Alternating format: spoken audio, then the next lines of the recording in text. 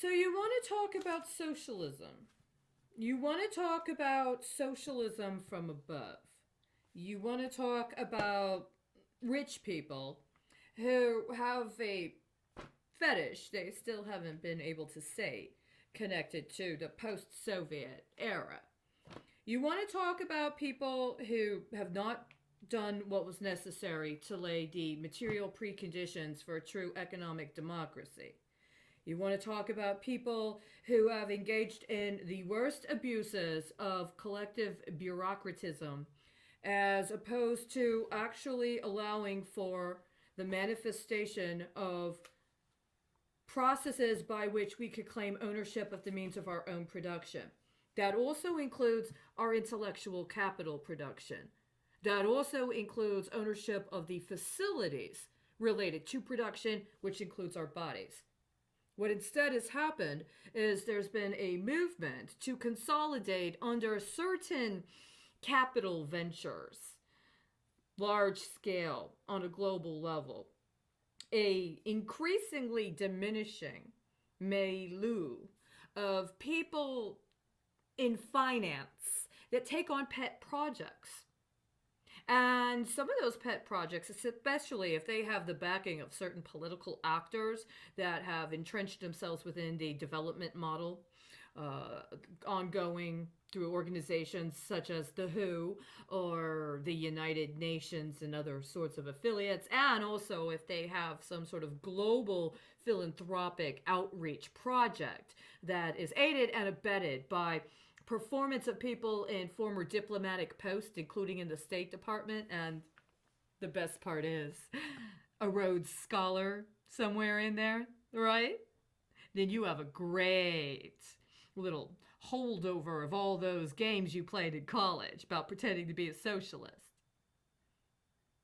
We don't have anything close to the preconditions necessary for an equitable distribution of our most basic needs, much less the material preconditions necessary for engaging in democratic decision making about economic matters that are relevant to our lives.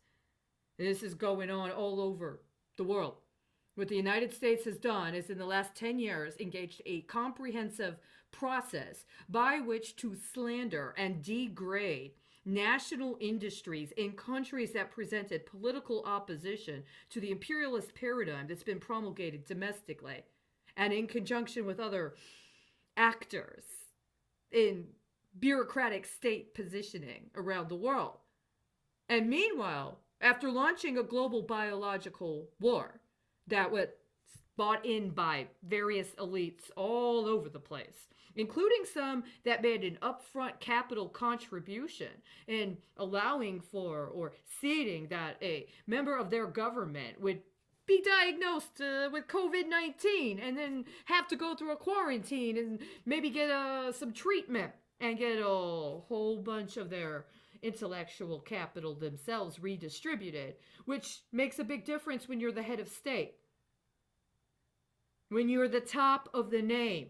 You're the name on the top of the headlines. You're the name on the top of any sort of list of that country's assets. That's what we had in the last year. Certain people took a hit. They've done this for years. This is their socialist recruitment strategy. You got to take a hit now for a long-term gain later. Well, unfortunately, you keep going back to hit the same people.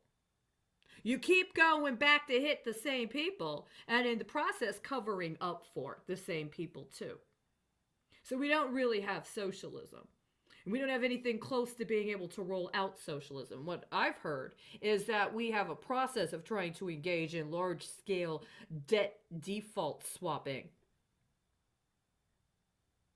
We have a process whereby everything about what would otherwise be an appropriate appropriations process for the federal government that necessarily needed to be exposed and explained to the people so that we could engage in a process of accounting for our own participation in the government, so that then we actually had the material conditions necessary to engage in economic democracy and then decentralize decision making to a more local level, while we also redistributed resources without committing fraud in the form of declaring states of emergency for the wrong emergencies. If we had actually had those processes going on, we might be in a better position. We didn't have anything of the sort. What we had is some sort of sick video game where certain people got completely excoriated and totally abused in a very vicious and violent manner as a token for entire swaths of other people. And when there has been some actual protest, when there has been people on the street in acts of protest, which protests get acknowledged and in what manner? Who has the value of political capital in a context of resistance that has tangible goals that yield results? I mean, that's not socialism. The whole point is ownership of the means of production. This entire last year, everything, including small businesses, including family-owned businesses, including schools, including our personal spaces, has been consolidated under the centralization of a federal government that's incapable of meeting its own deadlines and is in a process of rolling out a due on obligations. It increased in both number and volume in years since the onset of when the obligations coming due now are materializing. It's not anything close to socialism. What it is potentially another form of bureaucratic collectivism, where a specific group of people that demonstrate their loyalty to a particular party line are allowed to get a job in the apparatus and control access to basic resources for other people to be wielded as political leverage for their own personal advancement.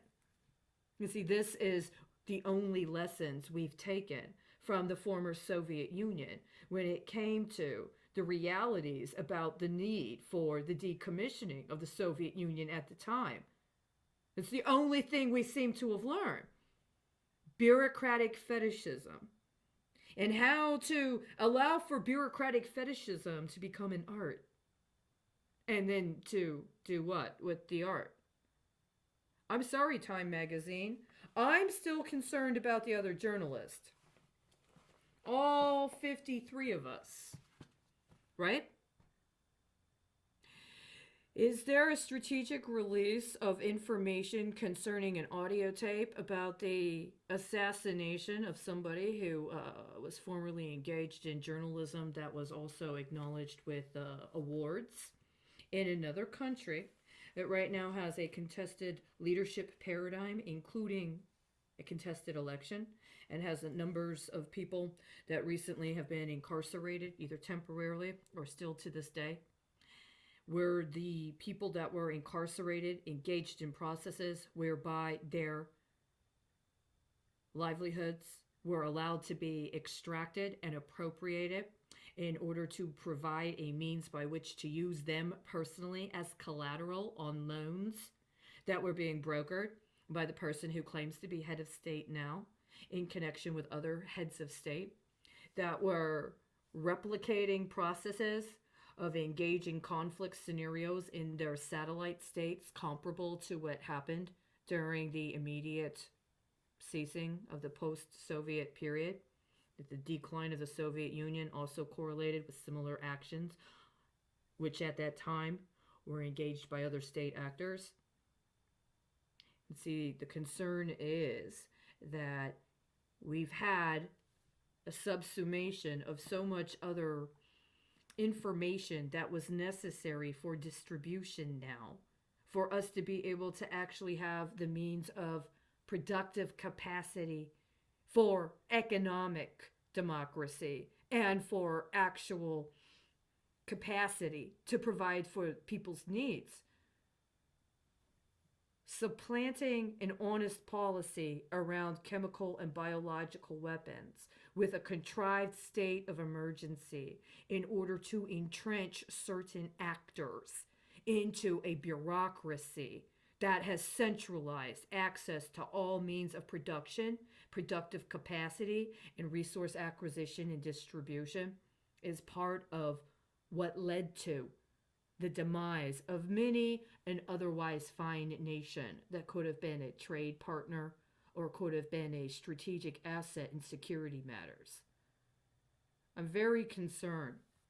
I am hoping, unfortunately, I have to say, that if what you've demonstrated in the last 5 to 10 years was supposed to be a reappropriation of somebody's concept of socialism with different Americanized characteristics, and it is not going to be able to move through today, and or it has been prevented from being able to materialize in a particular manner in accordance with the schematology outlined as part of the European pension system modifications in October of 2019.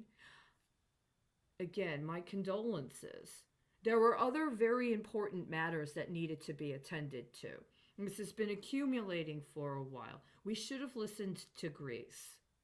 We should have let Greece exit from the European Union and respected the popular will of the people of Greece protesting fraudulent and extortionate terms in terms of alleged demands that they submit themselves to austerity measures that were really about a test for the rest of the world.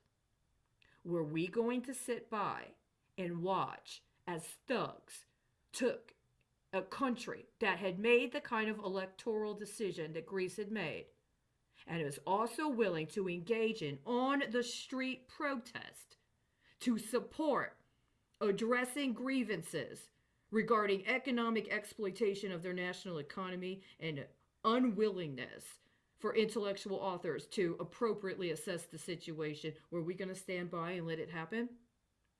Were we going to let them do to Greece what they tried to do and get away with it? I, for one, did not. And unfortunately, 5 years later, that's still the standard. And I don't want to see another country going through this, being subjected to that, as some sort of double leverage on the heretics that thought they were going to get away with this. That's why I have to respectfully decline your imposition of bureaucratic collectivism from above. As I said before, you need to negotiate the contract directly. You need to understand what the boundaries are. And when you get to the point where testing the boundaries becomes necessary, you need to understand and know what your limits are in being able to respond when your position is challenged. I believe right now that every position taken that did not support the nation of Greece in its initial bid to exit Brexit is being challenged. I support that challenge.